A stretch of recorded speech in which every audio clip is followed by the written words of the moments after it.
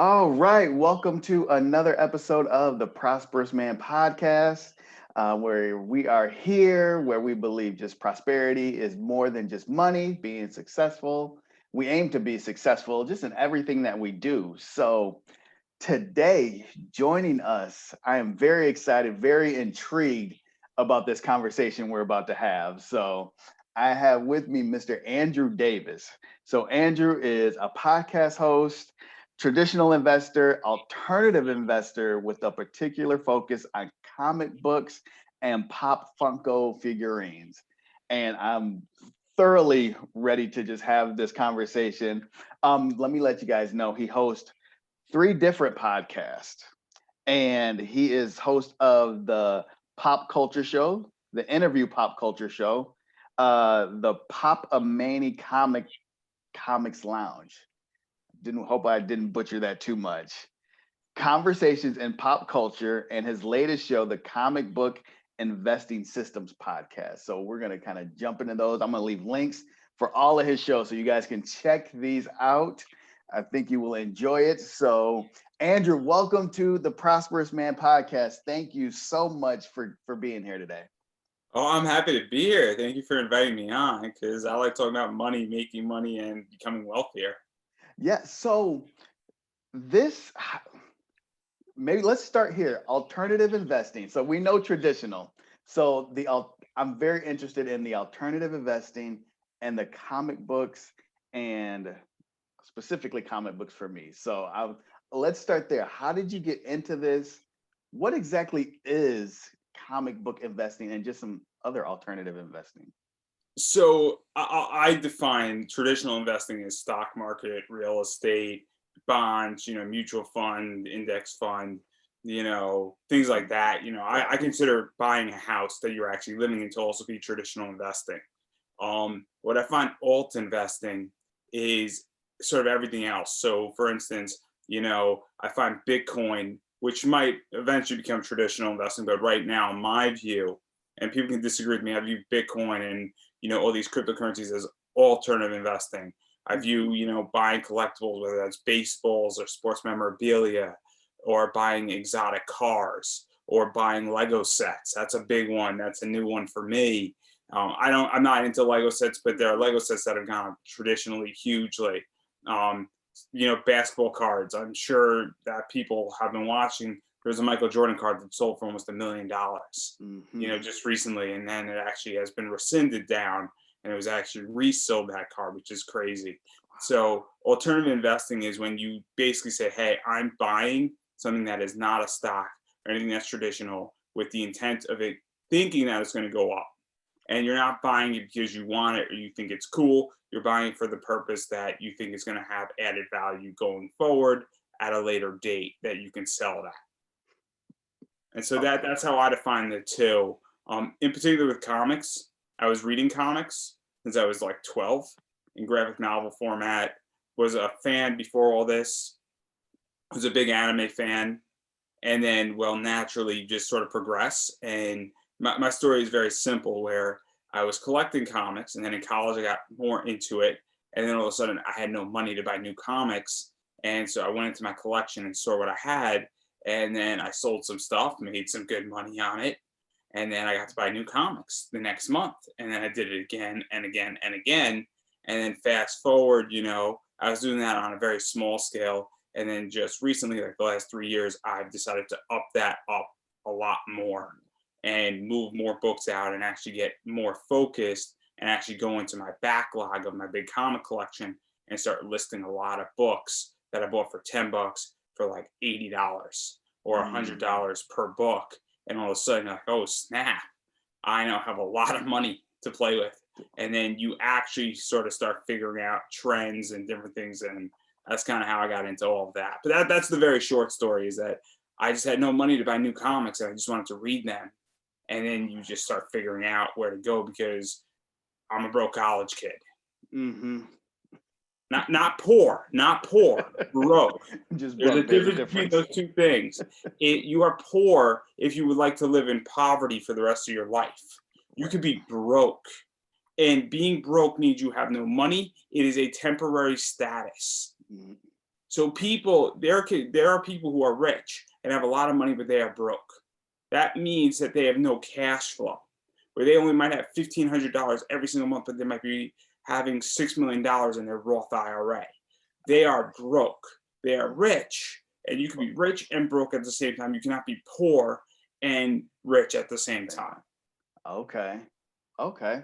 So kind of getting back to like the comic book and these alternate investing, because I think you're right. I think, anything outside of kind of what we deem traditional, the stocks, the IRAs, 401ks, all those. I'll even go a step further, and I'll say most traditional investing has some type of assurance built into it. So when you have stocks, or you have bonds, or you have a CD in a bank, there's some type of insurance built in, or there's some type of regulation built in. Okay. With comic books, so right now I have a comic book. I don't know if anybody can see this. I don't know if this video or audio, but I'm holding a comic book. This has no assurance in it per se, meaning there's no regulation placed on this beyond the actual production of it. Okay. I would hope that wherever this was produced, that it was produced under a safe, nice, clean environment, and that's not slave labor. My point, though, is that as far as in investing, there's no assurances on that item. Well, if I had a CD in a bank account, that is federally insured up to $250,000 if the bank got robbed. So that's also the other big thing about alternative investing, is that for the most part, there's no insurance unless you bought insurance on items. Okay. Okay. So it's interesting kind of when you put it that way, because I have been keeping track of, you mentioned like comics and like sports cards. I've been keeping track of this thing, NBA Top Shots on Twitter. I think they're starting to get some traction, but it's almost like a virtual playing card. Like, we used to collect like you mentioned the Michael Jordan card. It's almost like a little highlight card thing that they've put together. So I've been keeping track of that, like, trying to see if this is like the next trend, if I should jump on this now. So that's alternative purposes. investing. That is considered to be alternative investing because it is not traditional investing. And I will say this, just so people don't get confused, both are fair. I traditionally invest, I alternatively invest. I move things around in both sectors. With some of my alt investing, when I cash out, I move some of that into traditional investing as well. I am a big dividend investor. And so I am both, and I'm in both things, and I think both work. That I'm not here to basically say, hey, you should just be 100% alt or 100% traditional. I think a healthy mixture of both is appropriate because it gets you massive exposure. Because the theory behind alternative investing is that, I just sold a comic book that I bought in February that I bought for 25 and I sold it for 55, and I only held it for 6 weeks.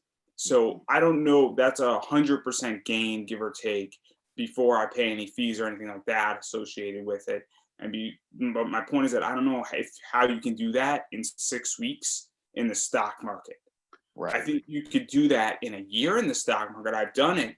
I mean, very rarely. So I bought Texas Roadhouse in the middle of the pandemic last year, and that within about 70 days went up and doubled in profit. But that's a rare opportunity where the entire market tanked and got cut by 40%, and then it returned 60 days later. But that's not a traditional position to do that.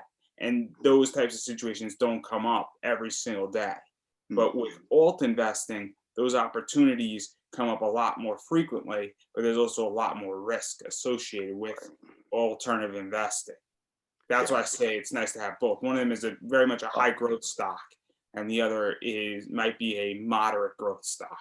I think absolutely. I think anybody that's doing this, you would want to be able to have, you don't want to have all your eggs in one basket, kind of like the saying says. You want to be able to have the traditional, some alternatives. You want to be able to have your hands kind of in different things. So absolutely. So when it comes to getting started, so because I think, now you could tell me if I'm wrong, but with the boom of superhero movies, and it does not look like it's stopping, with Marvel's Phase 4, Phase 5, you got a whole slew of other DC movies and characters that are all coming, and they're pulling these different storylines from different comics.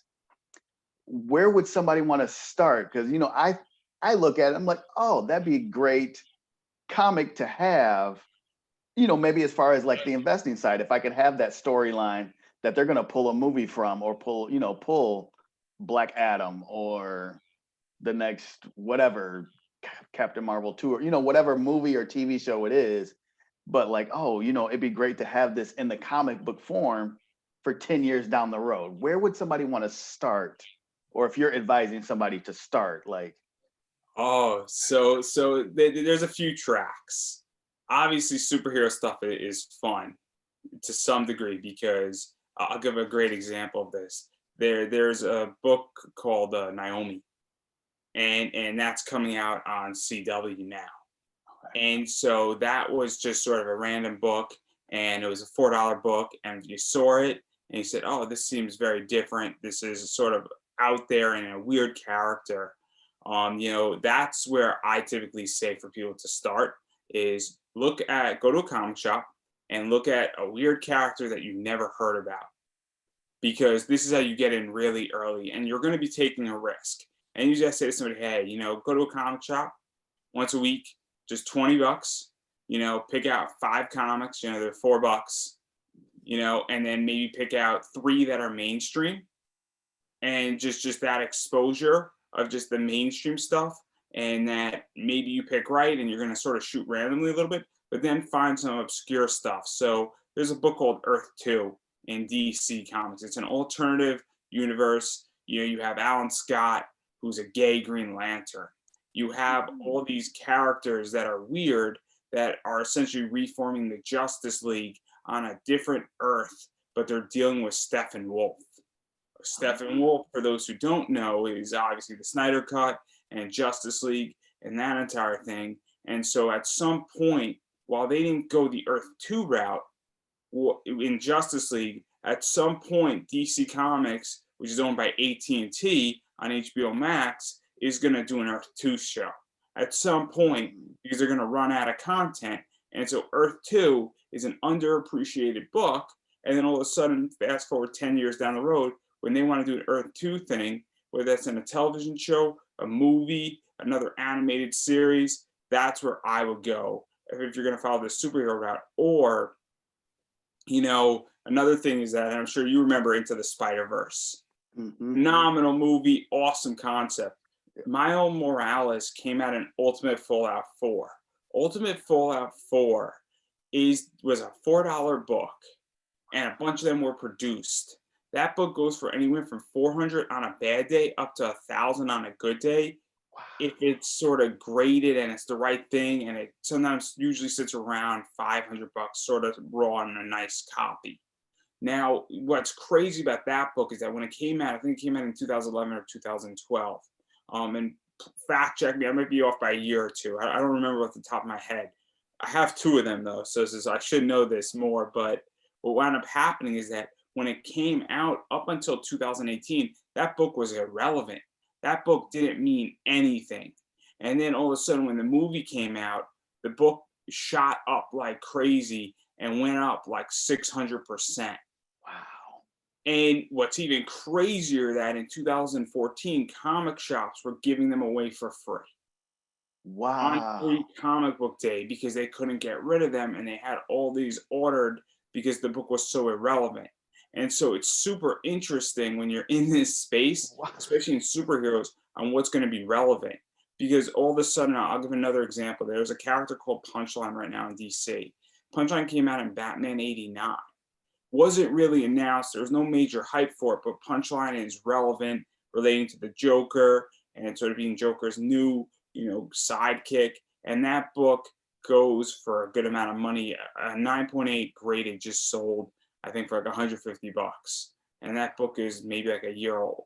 So that's sort of the superhero route, where if pick a series and pick something mainstream, and hopefully you're going to hit something. But if you stick with a series for long enough and it's got 50 issues, some issue in that series is going to be worth money. And then what you also hope for is that maybe you get a 10% increase collectively over the other issues. And it's sort of 80-20. And that's if you're going to take a very lazy, passive approach to comic book investing. What I like to do though, and I'm sort of I like to go an artist track. I like to go an exclusive track. I like to purchase books with a company called Zenoscope, and they have 250 print runs. So there's only 250 print runs of a book. It's a higher price tag where it's a $25 or $50 book, and there's less of them out there. And then what I like to do is, if I buy a $25 book, I'll sell it for 50 or 55. There's only 250 of them out there, and then it's done by a particular artist, and people want it because it's limited. It goes in their collection, and that's how I like to go my route. So I'm very minimalist superhero wise. I'll pick up a lot of first issues as well in superhero series, but I'm very much out of superheroes, and I'm into other things because I'm into variants by top artists, by people who actually charge a lot of money for a cover and then limit what they want to do. And so I go that route. But again, if you're brand new to this, $20 in a comic shop, and just look at, maybe pick up one obscure book, one or two obscure books that look weird, or, recommendation of the week, type of thing, or it's just the title catches your eye, or there's a cool like hollow foil. And then I would pick three things, maybe one from DC, one from Marvel, and one from like a company like Image or something that sort of goes that route, because this way you're getting exposure to everything, and $20 is not an expenditure. And then just sort of track it, and that means that you're picking up 4 books, 5 books a week, or maybe you're picking up 10 books a month. And 10 books is, especially if you actually order ahead of time, and you order like 3 months in advance on certain websites, you're going to get a 50% discount. And then just start out your collection very small, and also wait and be patient. But what would I give advice to people is that don't spend a lot of money that you can't afford to lose, And so if $20 is your max, there's always an opportunity every single week to make money, and also research a lot. So just get a little bit into it, because you actually have to understand what a comic shop looks like. You have to understand how to pre-order something. And by the way, it's not that hard, but you have to sort of just also say, hey, what does this look like? What is the buzz around this book? What is the buzz around this thing? What's going on with this? And there's so many websites that can provide information now that it's crazy. And also, though, out of all the websites that can provide information, you have to do it yourself, because the curvature and the learning curve. I mean, this skill took me, I'm 28 now. I started collecting officially comics when I was 15. I've been doing this for 13 years, and it took me the last 5 years to get actually really good at it and actually make some serious money with it. Okay. Yeah, see, I like that approach, because I think that, for me, I've watched cartoons, I've watched, read comics growing up, but just as I got older and into college, it got away from me, so I never got back. And now, with Netflix and Disney and all the streaming services, I can go back and relive all those things and all those storylines, from like the Justice League, and, kind of starting there. So I like that approach, as kind of start where you are. Like, don't look to just go spend and blow a whole bunch of money just buying stuff. So don't go and buy a $900 comic out of the gate. Yeah. Unless you know for a fact. There are very few circumstances where you should go and buy a $900 comic out of the gate, graded. And I could explain what grading is for those who don't know. And I'll show an example of what grading is, because grading is fun. So grading is when you completely encapsulate a comic, and it becomes completely encapsulated. Okay. Now, meaning that there's like minimal air here, preserves it. It gets an objective grade, much like a graded baseball card. This now has an objective grade. So this is by a company called CGC. CGC grades from a 10.0 down to like a point, I think 5. Okay. And so obviously this is a 9.8, which is the third highest grade. It's a very common grade. This is a very good grade. To get a 9.9, this would have to be more perfect than it is right now. And I don't know how to get this more perfect.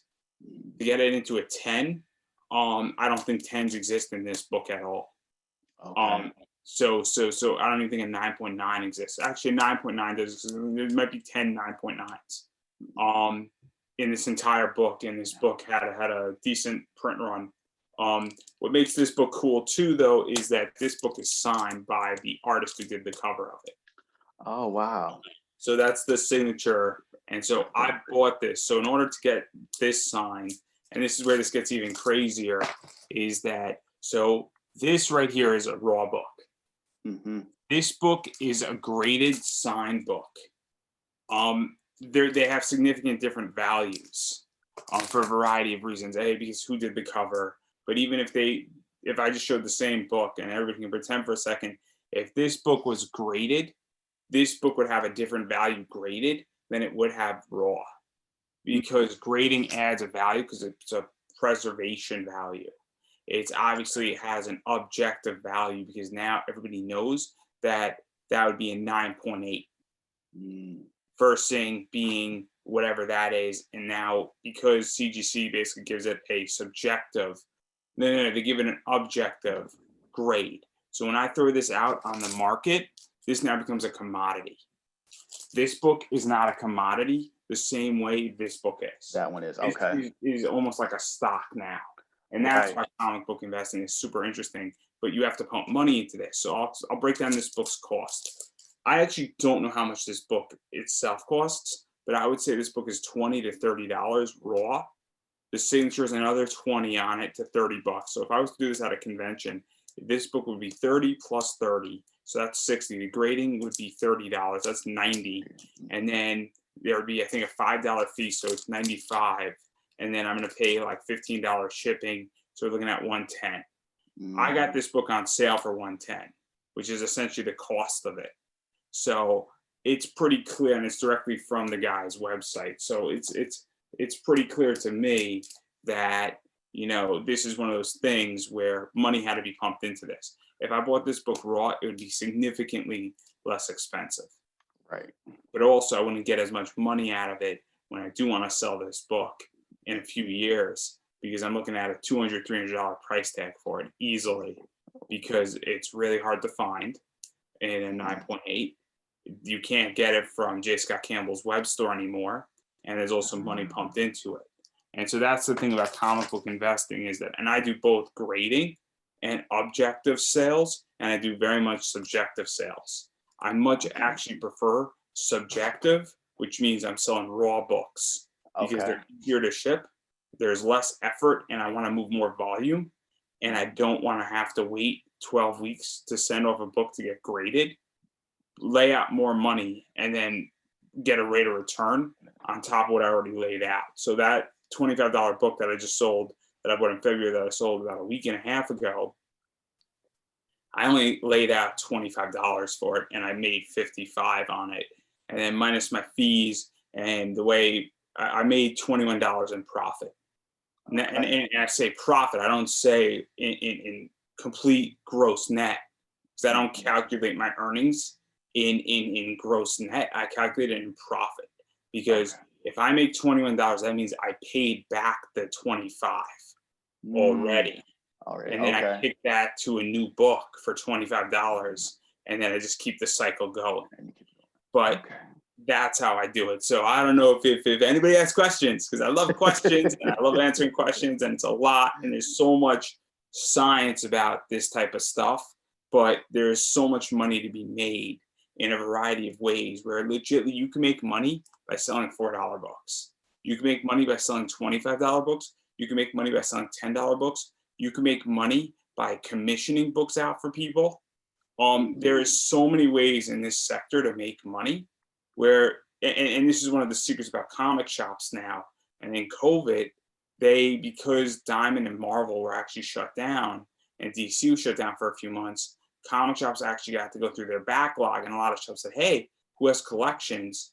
and they didn't even buy the collections. What they did is they did a commission, which means that they sold the books and they took 10%, but they didn't have to outlay any money.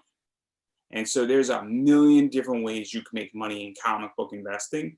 And half the time, maybe not half the time, but I would say a good percentage of the time, you may not even need to hold the books if you know how to sell the books. If you know how to do it. Okay. Wow.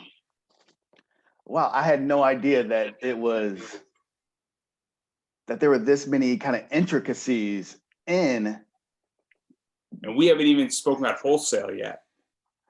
Wow. Okay. So tell me a little bit. Okay. So how do you get into the wholesale? Is that buying directly from the artist or buying directly from like Marvel or So I don't publisher? know about Marvel, DC, or Image, but I know with smaller companies like a Zenescope or an Aspen, or Big Dog Inc., for instance, which are three companies that do a lot of variants and have particular fans. You could just contact them and say, hey, how can I become a wholesaler? How can I buy directly from you? And then if you have an eBay store, you can buy directly from them for your store. And so what's crazy about that is that now you're into a whole different position where now you're not necessarily a comic book investor, but you are now running a store essentially, and you're now buying merchandise directly from a distributor that's sending you things, and then you could almost run it like a speculative business to some degree, but also you're getting a 50% discount. And so when you get into comic book stuff, and obviously it's a little bit of a cousin away, because you're running more of a business, but you're still investing, and you're essentially using an underlying asset is what you're selling, especially if you're selling variants. So a variant versus a regular cover it's an exclusive cover. It has more of a prettier picture on it or a different picture on it. This is a variant. Okay. This is a variant, and in the back right here, for all those who can see it, there's a lot of variants on there. And those are all variants for Spider-Man 800 done by the same guy. Okay. And so these are more expensive. And so if you can directly buy variants from, these smaller companies, and then you can price them out. So when I buy a $25 book, I'm paying retail price for it, and I'm making like $21 in profit on it after I pay the item back. If I was able to buy that item at $12.50 and sell it for $40, I'd be making more money. And even if I had to buy more product, I can move more product. And so all of a sudden, if I had to buy 10 of those books, lay out $250, and even though I'm giving up a little bit of money, I'm also making my money back because I'm paying less. Wow. Okay. And so and this is like a speculative business, and I'm going to be able to undercut my competition as well. And so there's just so many facets to make money in this. But again, you should not be wholesaling or doing commission work for other people or taking in other people's collections if you're just starting out. You should be doing what I'm doing right now, and you should be taking a $20 or $30 approach, and for at least the first 6 months. And if you said, oh, but there's so many good deals and so many comics are hot and I should just keep going, go nice and slow into this. If you spend $600 in your first 6 months and that's your education into learning how to comic book invest, then it's a no-brainer. It's a very cheap education. Okay. So for that person that is kind of wanting to start, where would you point them for their kind of self-education? So, let's say I got a comic book store that's, around my house, around the block or something, and I'm going to go pop in there, looking to spend, kind of do what you say, spend $20, $30, but where would you recommend on sending them for the kind of further education of like looking up the prices, knowing where the market is, or even how to sell it? Like, am I just popping on to Google, like how to sell this comic book, or jump on Amazon or eBay or something like that?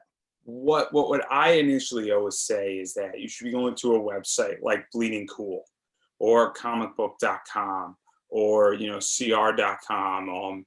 There's a few others that are slipping my mind, but if you type in comic book news, a bunch of them will pop up on Google. And I would just start reading some articles before you even go to the comic shop. Just read some articles and also read some reviews and read some thoughts on this, I would not go to YouTube first. And the reason why is that YouTube is great and for a lot of things, but YouTube is also very opinionated. Yeah. Now, Okay. I'm not saying that these websites aren't opinionated, but they also present facts, and so for instance, they also present news. So for instance, I don't know how many people watch The Walking Dead, but Negan was in The Walking Dead. It was announced that Jeffrey, shoot, I forget the guy who plays Negan, but that was announced on like all these websites. That's not an opinion piece. If you think Superman is a horrible human being, that is an opinion. Right. Obviously, he's not a human, which would be as a horrible species. Let's go with that. Make the argument consistent. So that's an opinion. Or if you say Tom King's writing sucks and he wrote, Batman for a while, that's an opinion. Right. There might be a justification on that piece, and somebody might present some legitimate facts, or somebody might say this is what should happen with DC.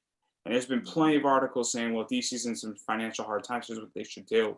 Well, that's an opinion piece. It might be good for you to read that or watch that on YouTube, but you should be going to these websites to get some sense of what's happening in the comic world. Also, a big thing just broke where Marvel has left Diamond. Diamond is their essential printer / distributor. So you should know that happened if you're going to be interested in comics. So what I would say is that, every other day, if not every day, you should be going to, the internet and even read the headlines. You don't even need to read the articles per se, but if you just go through comicbook.com or crrealms.com or Screen Rant, relating to things, you're going to get a sense. And you should also know that, there are things to look out for final order cutoff. So one of the things also is that with a bunch of online shops, you should get on their email list. So they will send you updates of final order cutoffs, and it goes right into your email, and then you could just read that email really quickly to get a sense of what's coming out there and what's even being offered. You should go to websites like midtown.com, which has previews, and it's 3 months in advance. And I will say this, that they might list 2,500 comics. So it might take you an hour to go through everything and look at it, and just to get a sense of what's coming. You should also just pay attention and, just type in Batman news, for instance, on Google. So always do your research first and foremost before you even enter, so you get a sense of what's hot, what's popular, what's buzzing around. You can go to YouTube. You can look at top 10 hot comics this week. But here's the problem is that those pricings and those things are not always accurate. And half the time when they come out, I go on eBay and I'm like, what are you people talking about? So this book was going for $800. I don't see it. I don't see it on eBay. I see the exact book you're talking about going for $600, or I see it going for $1,000. What are you talking about? And also there's a theory in, I guess, life called playing gorilla.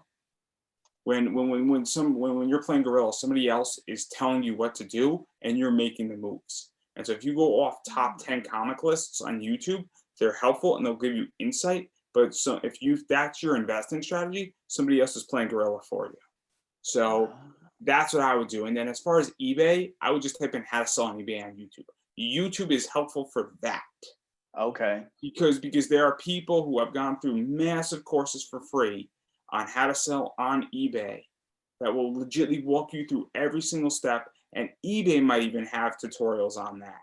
So that's something to pay attention to. And if you have a book, so I have this book right here. First thing I do when I'm selling this book is I'm looking what it's going for on eBay. Nice feature about eBay is that I just listed something. So I just listed a Pop Funko. And it's a little bit off topic. I'm purposely picking a Pop Funko for a reason. There's a bunch of them listed on eBay on your phone. When you go look at it, it has a button and a feature that says sell one like this. And it fills out a bunch of the information for you. Really? All you have to do is take new pictures of your item. You might have to modify your description all on your phone. And then you might have to change your pricing. If you want to ship internationally or not, which if you're in the US, you probably shouldn't because it's a pain in the ass. It creates problems for you. And believe me, when you want to make money, you want as minimal problems as possible. You could have an auction. You could have a buy it now, whatever fancies your boat. And then you might have to change the shipping. And that's another thing, is that you should probably look up what shipping costs. Right. I charge a flat rate of $10 per item. I sometimes make $1 on shipping, sometimes I lose $1 on shipping, but my margins are so high that if I lose $1, I'm losing a percentage point that I'll just take the loss and I move on. But I have that down to a science, but eBay legitimately fills out 90% of the work for me. Someone Mm. like this, when I find an item that I'm looking at, and sometimes though I modify it because I have a better issue of something than somebody else. So if I have a 9.8 and somebody has a 9.6, I'm not going to list mine cheaper than the 9.6 Right. unless I think the 9.6 is outrageously high. So he's Right. asking $2,000 for a 9.6 when I know the book is a $400 book. I'm going to list mine for $400 Mm-hmm. because I know what it is, and you do your research on that, and you can do your research on eBay. Okay. Okay, that's awesome. I mean, I'm excited. I was about to take my $20 and go see if my comic book store was still open up around the corner. So, And also have fun and look at cool covers. Look at fun stuff. Take a look. I also say, hey, just look up artists. Type in on Google top 20 new Marvel artists. oh, okay. That's another thing to look up too. Or type in, new artists, or go on Zenoscope, or go on ArtStation and just type in Batman, Mm, because ArtStation is a really cool thing for those who don't know. You can look up a bunch of cool artists on everything. Like, I've seen Overwatch skins on ArtStation 3 months before they were in Overwatch. And I'm like, really? that is cool, because guess what? All these people work in so many sectors. And so everybody can find something, and then find an art style you like. So I Okay. have particular artists that I go to and that I love and that I enjoy, and I buy their work because I enjoy their work. I like having it because I'm a collector too, but I'm also a seller. I'm an Mhm. investor. I put money into this stuff, and then so I know a lot of artists because I followed. I'll give everybody a really cool thing to do. I'll give everybody homework. So I like giving homework. Go on Zenoscope.com. Zenoscope is a comic company, and just go into new comics. You might have to navigate. It's in their navigation. It'll be comics, and then hit new release, and just spend 30 minutes. You don't even have to buy anything. If you want to buy something, be my guest. It's online. It's super cool. And they have it in their store too. But just start going through some of these covers and just start getting familiar with names, because Zenoscope does per cover 3 to 4, people per cover, and some of these people are bigger and famous, and others aren't. But it's going to give you an idea of what's out there. And the Okay. reason why I assign this homework is because it's going to give you an idea, and then it's going to get you down the rabbit hole. And then typically what happens sometimes, and unfortunately Zenoscope does sort of have an end, where they bring in new artists all the time. And it's not like the DC hole, but it's going to get you familiar with certain artists. And so that's what I want to do, is that I want to get people familiar with certain artists. But I will say this, and I'm going to give also another thing, and then people should write this down. If you have to replay it or reanalyze it, you should know who J. Scott Campbell is, who did this cover. This is a J. Okay. Scott Campbell. You should know who David Nakayama is, or DNA. You should know who an Elias Chazus is. You should also know who an Ebas is, a Greg Capello is. You should know who Jim Lee is, Rob Liefeld. You should know, these names. You should know who Robert Kirkman is. I'm trying to think of other names that people should know. If I didn't mention Sun Kumanaki, that's somebody who you should know. You should know Adon Mateague. And I know that this is Zenoscope heavy in a lot of ways. You should also know who Paul Levitz is. You should know who Chuck Dixon is. You should know who Scott Snyder is. And I'm trying to think of other people you should know that are relevant here. You should know who Charles Soule is. Charles Soule does a lot of Star Wars stuff. Okay. And there's a bunch of other names that you should just know, that if you see Charles Soule on a book, that's something to pay attention to. And I will also say this as a piece of advice: Star Wars is red hot right now. And I'm gonna prove a point, where this is a Star Wars book from something called the High Republic. Okay. For those who don't know, High Republic is coming in January of 2022 to Disney Ah, Plus. That's right. Okay. So I bought this book for $75. It's a 9.8. I actually have it in raw too, which is cool. And so this book I'm expecting is going to be a $200 book come January. Come January. I think it's 120 right now. I'm expecting it to be a $200 book or in that neighborhood in this format, $75. Um, so that's something. And so I don't know. Obviously, Canvas Scott did the story, but Charles Stoll does a lot of Star Wars work, and so that's just a name that you should know about. And this is what I mean by relevance: is that the fact that Disney is doing this, and that January 2022 we're getting High Republic. There you go. Mm-hmm. And I don't know what's going to be in there, but Star Wars is very big. I mean, they got the Mandalorian, and they got a lot of people, and it's a lot of Star Wars stuff coming. So keep that in mind. Also, June is Pride Month. Now, I'm not gay. I don't know if you are, but I know for a fact that there's a lot of Pride covers coming out in June. You should be aware of that, what month it is. You know, I forget which month is Women's History Month. Is it February or is it March? I believe it's March. So a bunch of covers came out for Women's History Month in March. You should be aware that that's out there in the comic world because that affects certain things and certain covers are more popular during that time. You should be aware that there's Christmas happens in December. There's Christmas covers in December. You should be aware there's Halloween specials in October, Valentine's Day covers. Mm-hmm. So my point is that this is also something just relevant of understanding that certain things drop at certain times and that if you're going to sell something, don't sell a Christmas cover in July. Actually, that might not be a bad idea. Christmas in July is always fun. But I think the point is that if you sell a Halloween cover in the middle of May, maybe it's not the best, lining up. Maybe selling in September is a little bit more in line. Mm-hmm. I got you. Or the fact that Star Wars High Republic, I could sell this book anytime I want to sell it. I think I'll do all right with it. But I know in January, this book is going to be red hot. Next January. Yeah. I know that I might be able to get an extra $30 or $40 out of it in January or in December versus if I sell it this July. Mm-hmm. So unless there's none of them out there in July and you want to just sell it for a reason because you're not competing, which is a whole different discussion. But obviously understanding just basic logic. And if you have research with basic logic, and that's what I try to explain to people. And this is what I teach. This is what I'm working on a class right now. And this is kind of what I teach. And this is what I want to instill people is that actually do your homework. Because if you have your homework, much like I conduct interviews myself, I do my homework on who I'm interviewing. Because once I understand you and once I know who you are and once I have information, we can then actually have a legitimate discussion and get into real stuff because we're applying basic logic to things. And this isn't hard. This isn't hard. Once you understand the research component and actually have information. If you have no information, you're going to fail. And that applies to everything in life. Absolutely. Zero information on anything. This is traditional investing, alternative investing, or even doing your job. Mm-hmm. If you don't know how to have any information on how to do your job, then you're going to fail. So that's what I'm encouraging people.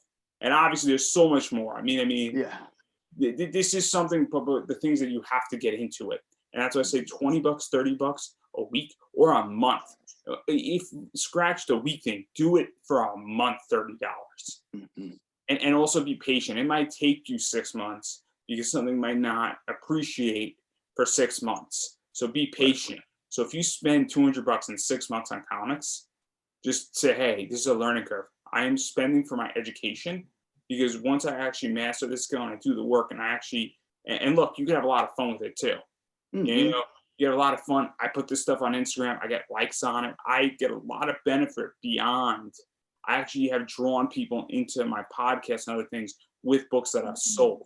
So they've actually been marketing costs and reductions. So this book right here is eventually going to be put up on Instagram, and I might draw in 10 people. And out of those 10 people, 3 people might listen to my show, and then one of them might like my Facebook page. And I just got a customer with this book, and then I sell this book for $150. Plus, I got a customer out of it. It's a no-brainer. Or what I do now in my eBay business is that if I sell this book and I got 3 more of them related to this, and I do have the other covers not graded, I might say, hey, I could throw these in for X price, and I do up sales all of a sudden. And so I bring in one customer with something, I take $10 off the other book, and then I'm now selling a book and my margins are still high. And that's how I've sold a lot of stuff on eBay. Awesome. And I just say, hey, how can I serve you? Yeah, there's so much here. That's not even comics. That's called sales. Wow. That's called sales. That's just the basic concept that everything we're doing here is that when you're selling something, this is sales. Okay. This applies to everything. I can sell you right here a water if I wanted to. Okay. This and this, selling these two things are the exact same thing. The only difference is the product. That's the only difference. I mean, I have a nice watch. I could sell you a nice watch, and then I could say, well, it's a hot day. Do you want a water for an extra $2? Right. And all of a sudden, because I asked, it's this entire thing. And this is just basic sales. Say, what can I help you with? So somebody might be interested. I'll show another book that's this book's sister book for a reason. I'm very unorganized. So this right here is this book. This book is Spider-Man 800, and this book is cover F. So this is Gwen Stacy by the Brooklyn Bridge. Okay. This book is part of the exact same set. So when I sell this book or this book, if I do sell, because I love this cover, I like this cover too, and it's gonna be a sad day when I sell them. But these two books are sister books, meaning that this is B and this is F from the same set of going through A through H. So all of a sudden, if somebody's interested in this book, I'm gonna say, hey, are you also interested in this book? I can cut you a deal on the shipping. And I can take $10 off, and then all of a sudden I sold 2 books, one place, and I made more money because I just asked the question. And because of that, and what was crazy is that I just made a sale for somebody who's interested in a $45 book. I said, hey, I got other books too. I can combine the shipping. Turned out, no. Actually, scratch that. I actually misspoke. So, person wanted a $35 book that I had, that I paid $10 for. So first off, from the start, I turned a $10 book into a $35 set, which is phenomenal. Yeah. A phenomenal sale. Then I said, hey, what else can I help you with? Turns out, by the time that we were done, 4 books later, it was a $265 sale. He said, hey, man, what can I do for you? What can I get to take care of you?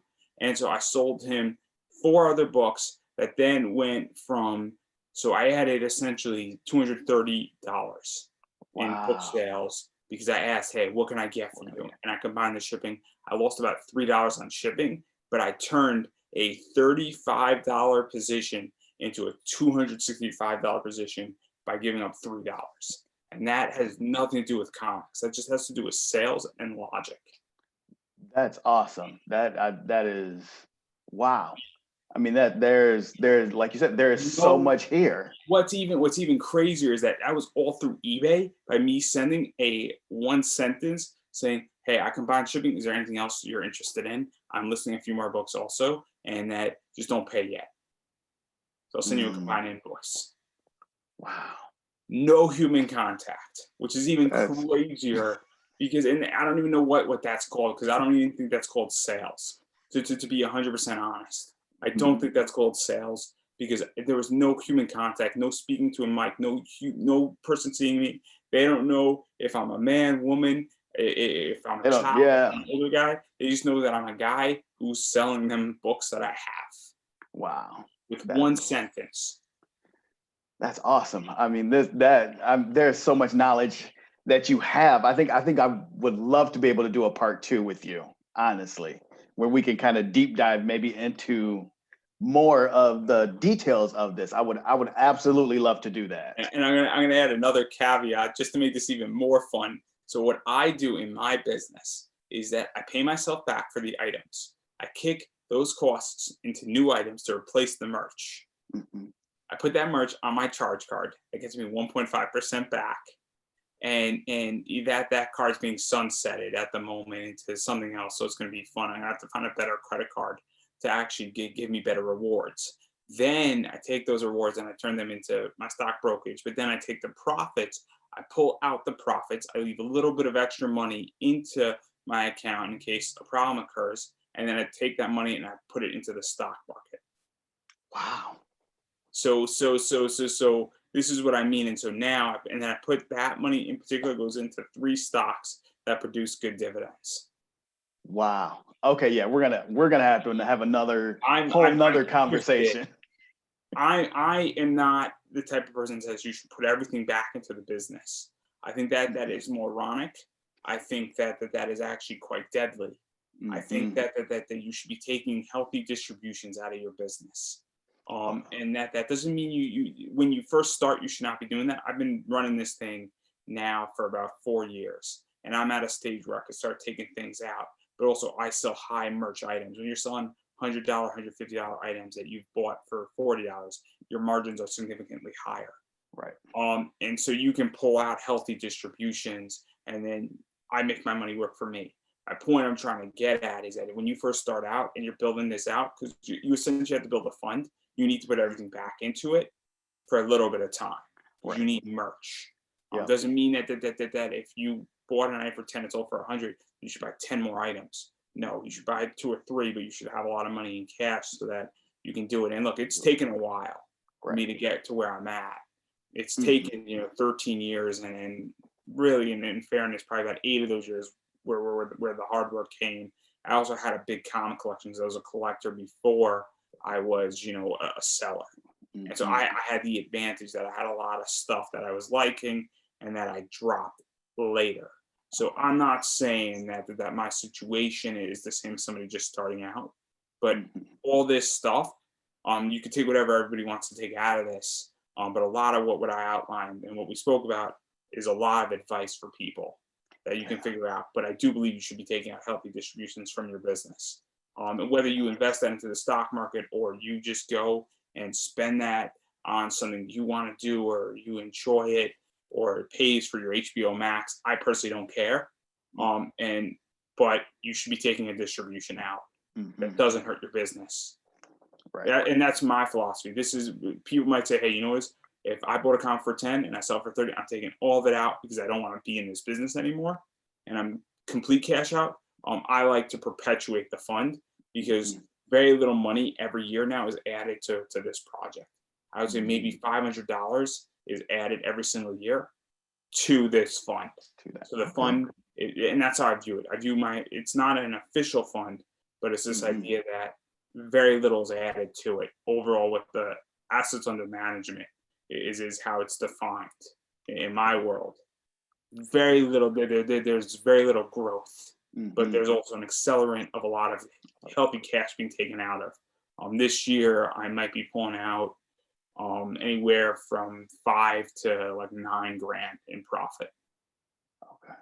On top of everything else that I'm doing, and you might say, oh, that's only if you pull out $6 grand, that's not a lot of money. But what if it funds your Roth IRA? Right. And then you do 14% on a Roth IRA, which is not that hard to do technically. Dividend investing and the right stocks, and I'll even back that up. What if you do 5%? All of a sudden, and I'm 28, I got 35 years of growth, and at 5%, 35 years of growth is a fuckload. I don't know if I could say that, but it's the thinking long term. Like instead of just trying to cash out and just be done, you've got a bigger picture and what you're aiming to do. Again, I'm interested in building wealth. I'm interested in having a lot of fun doing it, and I could tell you that this is a fun cover to stare at. It's fun to stare at it. It's not even that sexy. It's fun. I like a particular feature of her right there because he draws her really, really well. And I might keep this for myself also. And that's the other thing is that I sometimes keep books for myself because I love them. But I have that option because when I buy 6 books and my profits are so large, and that's the other thing too, is that if you're a comic book person and you're listening to this and that you bought 6 books, 3 of those books out of the 6 might pay for the whole 6. And if Mm-hmm. you choose to take your distribution in that fashion, that's cool too, because now you're funding your hobby. And that's sort of how this started for me. And then all of a sudden, when you have large enough margins and it's funding your hobby and it's paying you money, I mean, it's awesome. And also, the reason why I say take out a distribution is that, look, I'm not saying this is a bubble. I don't think it's a bubble, but it will go up, it will go down. But if you keep on taking out your distributions and put that money that you made into a separate basket, when that does sort of go down and there's maybe 3-4 years of rough patching and you can stick it out, there you go. You now also have another income stream, especially in the stock market or things like that. And you're diversifying your portfolio. Yeah. I know it's a lot. It's a lot. It's a lot. So yes, we're gonna have like another conversation. So we're gonna have to schedule something where we can deep dive even more, because I'm thoroughly interested in everything that you've got to say. So And I'm going to say this too. So I have a bachelor's degree. I am not good at math. I am not an econ major. I have political affiliations, and I will also say this: it doesn't matter if you're Republican, Democrat, Independent. That has nothing to do with this. Your gender, your age has nothing to do with this. Your sexuality has nothing to do with this. Your sexual preferences, your pronouns, and I say this very, very politely because I sucked at math. I was in Rebo math, and I'm doing this, and I'm doing it very successfully because being an investor, and whether you're alternative or traditional, has nothing to do with math. It has nothing to do with math. Math is irrelevant to this, and you could be absolutely, and I'm going to say it very politely and it's politically incorrect, you could be retarded and become wealthy in America. mm-hmm. You And I could think be retarded. this for me, like just talking to you has opened my mind, because I didn't know this was a thing. So I'm like, oh, And it's fun. yeah. That's the other thing. It's fun. It's fun. It's you can make a lot of money. It's fun. It's enjoyable. And I'm not saying that it's not hard work, but my point I'm trying to get across is that this is just one thing that can be done in many, and you do not need to be smart to do it. Yeah. You really don't. You can be absolutely retarded and do it. And I mean, I'll say this also. The S&P 500, if you put $100 every single year from the ages of 25 to 65, so it's $1,200 a year, and you just income average in, it's about 1.3 to 1.7 million. So if you can generate $200 doing this every single month, and you take your profits and put into the S&P 500, you will retire being a millionaire now. That's awesome. And if in the process you also pay off your house, and your house is $500,000, it'll be worth about $2 million by the time you're 65. That's awesome. That's a mic drop right there. That's a great place to end it. Andrew, let people know kind of where they can follow you, find you, if they've got more questions. Oh yeah. So probably the best place to ask any question is my Facebook page, which is, I have a few actually. So questions for comics, most likely, because I do answer them all the time, and I also make videos in response to some questions. Is the Comic Book Investing System podcast. It is a free show. I do it as much as I can. Situations are tough. I'm doing a lot of interview work on my other show. But if you shoot me a question and 10 people have the same question, I'm most likely going to make a video talking about it. So I might not answer you directly, but I will answer you that way. So keep that in mind. I actually just did a really cool video talking about CGC, for those who want to do it. I will say this, that show is a little bit more sporadic in what I'm giving. So not everything stacks up cleanly. I'm in the process of actually building out an entire class that stacks up beautifully. It is expensive. It is going to cost money. I mean, I'm trying to figure out the price point. It's somewhere going to be between $200 to $300. And I'm looking at 19 to 25 hours of my time. So I'm giving you everything I got, and then some. I'm teaching you how to fish, not giving you a fish in that class. But that Facebook page is free. So if you just want some basic information, you can go there. You could also check out my other Facebook page, Popanimecomics, which has my podcast is up there, which will bring you to either SoundCloud or iTunes or wherever else you could listen to that. So that's the Popanimecomics Lounge podcast. And that's on hiatus, but we've got about 124 episodes out. I'm backlogged by 40. And then every week I'm doing 3 to 4 interviews with comic people, cosplayers, voice actors, indie creators, professional wrestlers. And I got some cool people coming on this week that I don't want to drop purposely. I actually have one at 2:00 today with an indie creator. So I'm very excited for that. That's Facebook Live, and that's also on the page. So you could check that out. If you just like the page, and it's all free there. So right now, everything is free minus the class. I do appreciate people checking out both shows. They are slightly different on caliber of guests per se, but yeah, it's all free, and you never know who's coming on. And some very cool people coming on this week. And I got 2 on Tuesday, 7. I got 1 at 8:30 on Tuesday so far, and then I'm gonna have another 2 hopefully as well this week. And yeah, and then also you can follow me on Twitter at Popanimecomics. Please don't direct questions to Twitter. Much easier if you just direct it to the Facebook page. If you're not on that, you can send me stuff on Twitter, but I'm more likely to answer you on the Facebook page, especially comic book related on the Comic Book Investing System podcast side, as well as you can follow my, Instagram, which is Popanimecomics, and just a lot of cool comic stuff up there, things that I like, things that are fun. If you're looking for cool artists, that's another cool place because I put up a lot of variants. I got 1,500 plus, posts on Instagram at this point. Most of it's comics, and most of it's pop funkos, as well as you can check out my website, which I've been lacking, and I'm a slacker on that because, well, when did 90 interviews last year, 150 this year. Wow. I legitimately do not have time to write and watch Law and Order. And so Law and Order comes first. Gotta say, Organized Crime, phenomenal show. And I'm in the middle of Yellowstone too, so good stuff, guys. But I digress right there. That's called a joke.